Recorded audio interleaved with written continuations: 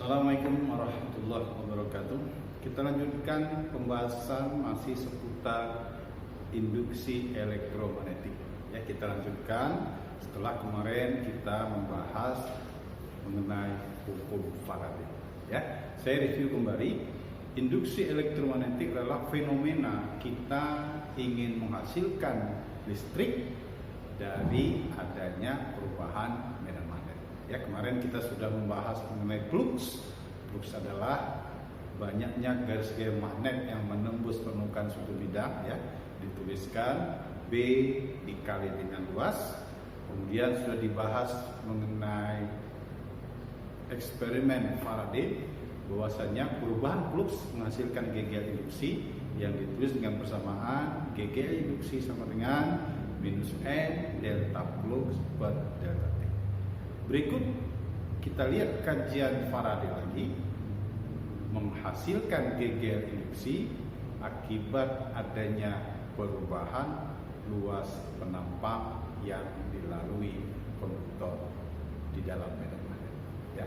Adapun teori tersebut dikenal dengan istilah gaya gerak listrik induksi akibat perubahan luas asal menghitung GGL induksi pada area atau pipa U dengan catatan U-nya tidak terbuka ke atas tapi terbuka ke samping. Perhatikan gambar.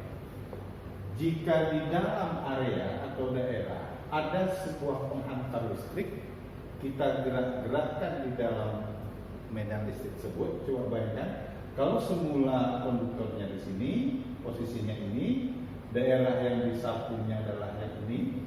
Pada saat kita tarik ke kanan atau kita dorong ke kiri, terdapat perubahan luas yang semula penampangnya segi 4 sampai sini, selanjutnya berubah sampai ke sini.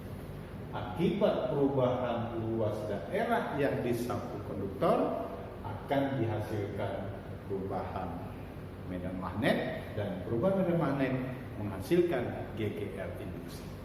Baik, untuk menghitung GGL induksi pada pipa U, nah di sini nanti kita hitung dengan persamaan minus, ya.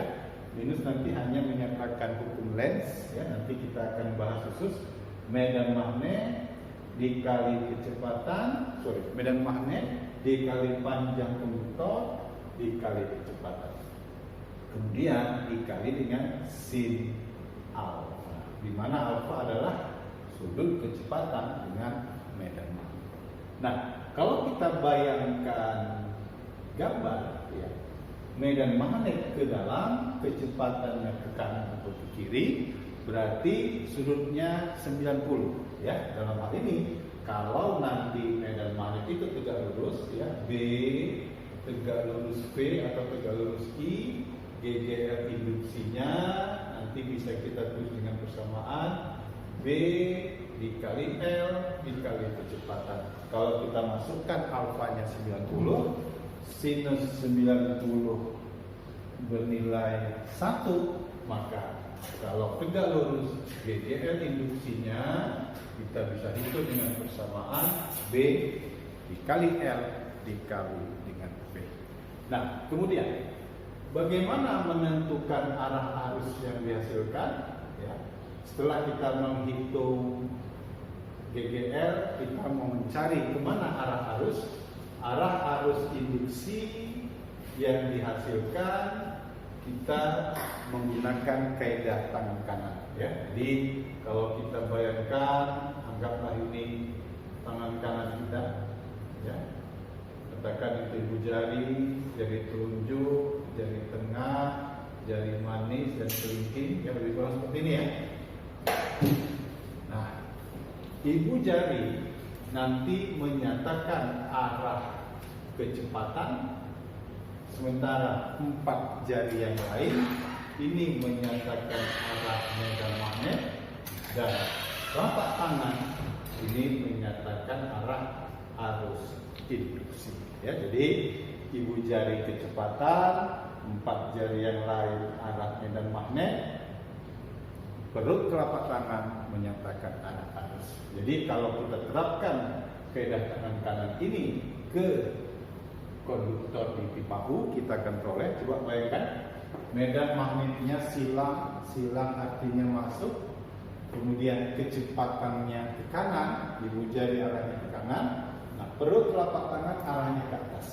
Karena perut telapak tangan arahnya ke atas, maka arah arus pada konduktor mengalir ke atas atau mengalir dari B ke A.